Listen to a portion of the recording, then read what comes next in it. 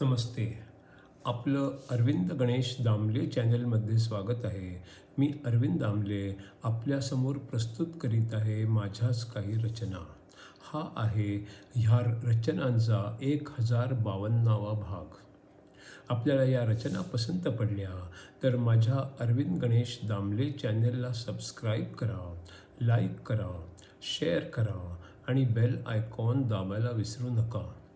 तर माझी पहिली रचना आहे, आज के स्पर्धा के युग में सबसे आगे जाना आज की जीत तो है, पर कोई वैसा ना कर सके और जान ले कि वो आगे क्यों नहीं जा सका और खुद को और भी अच्छा बना सके तो वो सच्ची जीत है, वो अविरत सुधार है. आता दुसरं जे सूत्र आहे ब्रह्मसूत्रांच्या 34व्या भागात या चौथ्या विभागातलं 6वं आणि एकूणातलं 106वं सूत्र बघूया. खरं म्हणजे प्रधान म्हणजे अव्यक्त नाही आणि जे जाणून घ्यायचं आहे तेही नाही. जे जाणून घ्यायचं आहे ते आहे अग्नी, म्हणजे ऊर्जा, आत्मा आणि ब्रह्मा. कथा उपनिषदामध्ये वर आणि शाप देणं वगैरेच्याबद्दल पण सांगितलेलं आहे. याबद्दल म्हटलं आहे की हे मृत्यू, तुला माहितीच आहे की अग्नी हा स्वर्गाकडे घेऊन जातो. माझी खूप श्रद्धा आहे तर तू मला समजाव. माणसाचा मृत्यू झाला की मग शंका अशी की मग आत्मा असतो असं काहींचं म्हणणं आहे आणि तो अस्तित्वातच तेव्हा नसतो असं काहींचं म्हणणं आहे. तर मला आता अशाबद्दल सांग ज्याच्यात चांगुलपणाही नाही, वाईटपणाही नाही, कारण आणि परिणामही नाही, भूतकाळ आणि भविष्यकाळही नाही. असं म्हणतात की अग्नीपासूनच म्हणजे ऊर्जेपासूनच आकार, वस्तू आणि एकूण ब्रह्मांडच बनलेलं आहे. अरे गौतमा, मी ब्रह्म आणि आत्म्याचं मृत्यूच्या पुढे काय होतं ते सांगतो. काही आत्मे त्यांच्यात जाण्यासाठी इतर शरीरं शोधतात. काही आत्मे ब्रह्मात मिसळून जातात आणि स्थिर होतात. आणि स्वतः ब्रह्म कधी जन्मतही नाही आणि मरतही नाही. प्रधानाच्या बद्दल कोणी विचारलंच नाही आणि कोणी सांगितलंच नाही. वेदांत्यांचं म्हणणं असं की हा सगळा यम आणि नचिकेत यांचा संवाद आहे.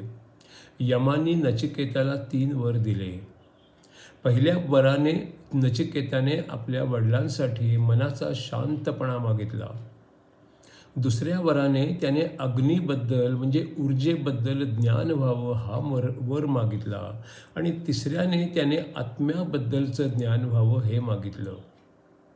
यावर शंका अशी की आत्म्याचा जोड शरीराशी असतो आणि शरीराशी चांगलं वाईटाचा पण संबंध असतो.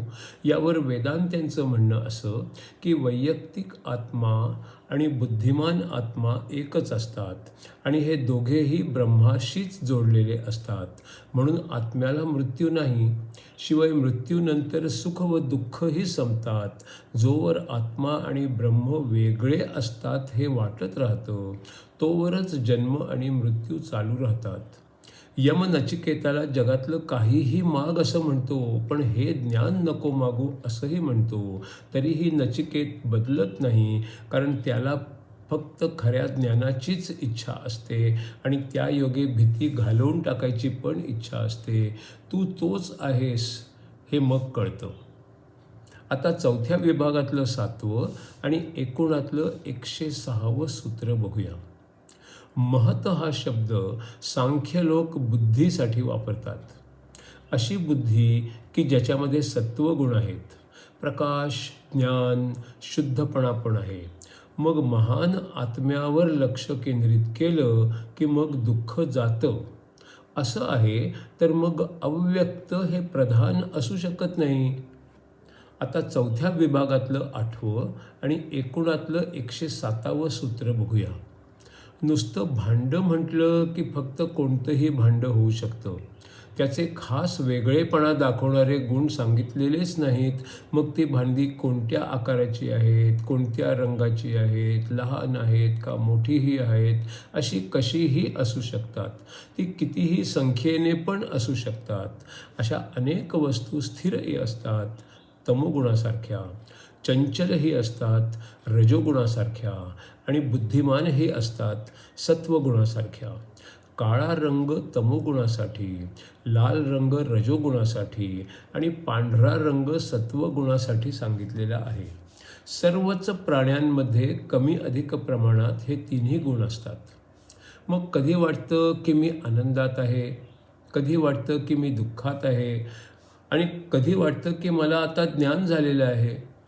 आणखी काही लोक म्हणतात की ज्याच्यात विवेक जागृत झालेला आहे, सगळे अनुभव घेतलेलेच आहेत, तोच मुक्त होऊ शकतो. इथे अज हा एक शब्द आलेला आहे आणि त्याचा एक अर्थ म्हणजे बकरासुद्धा आहे आणि त्याचा आणखी एक अर्थ जुना असा पण आहे आणि सगळ्यात जुना म्हणजे ब्रह्म पण आहे. तर अज या शब्दाचा अर्थ इथे कसा घ्यायचा? त्याचं उत्तर आहे 4थ्या विभागातील 9व्या आणि एकूणातल्या 108व्या सूत्रात. ज्योती, ऊर्जा ही सगळ्यात जुनी असते, ती ब्रह्माच असते. नंतर मग बीज, पाणी, पृथ्वी, अन्न आणि अग्नी यांचं स्थान असतं. अग्नी हा लाल असतो, सर्व रंगांचा मिळून पांढरा प्रकाश असतो आणि बिनरंगाचं असं पाणी असतं. माया म्हणजे निसर्ग असतो आणि माया पण ब्रह्मापासूनच बनलेली असते. उपनिषदांमध्ये म्हटलं आहे की अग्नी, पाणी आणि अन्न हे पण ब्रह्मापासूनच जन्मलेले आहेत. अनेक उपमा सांगून हेच समजावलेलं आहे. 4थ्या विभागातलं 10वं आणि एकूणातलं 109वं सूत्र बघूया आता.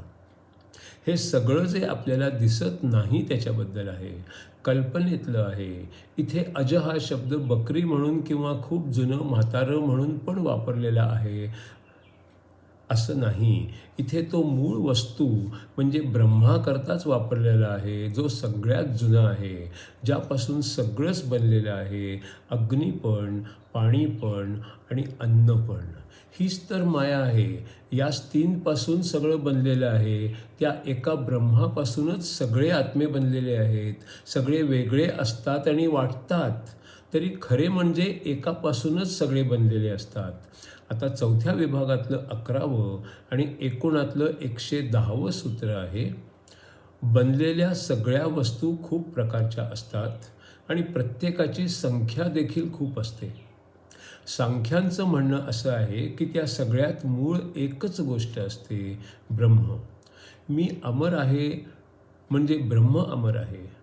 पुरुष जो असतो तो काही अनेकांचं मूळ नसतो आणि मुळामध्ये बदल होऊन झालेलाही तो नसतो आणि त्या अनेकांची संख्याही आपल्याला ठाऊक नसते. महत म्हणजे बुद्धी. मीपणा आणि आकाश, हवा, पाणी, अग्नी आणि पृथ्वी असे 7 बदल झालेले ब्रह्म असतात आणि त्यांच्यापासून बाकी सगळं काही बनतं. पुरुष हे सगळ्यांमध्येच असतं, तीच तर ऊर्जा असते. 5 पंचक असतात, सप्तर्षी 7 असतात.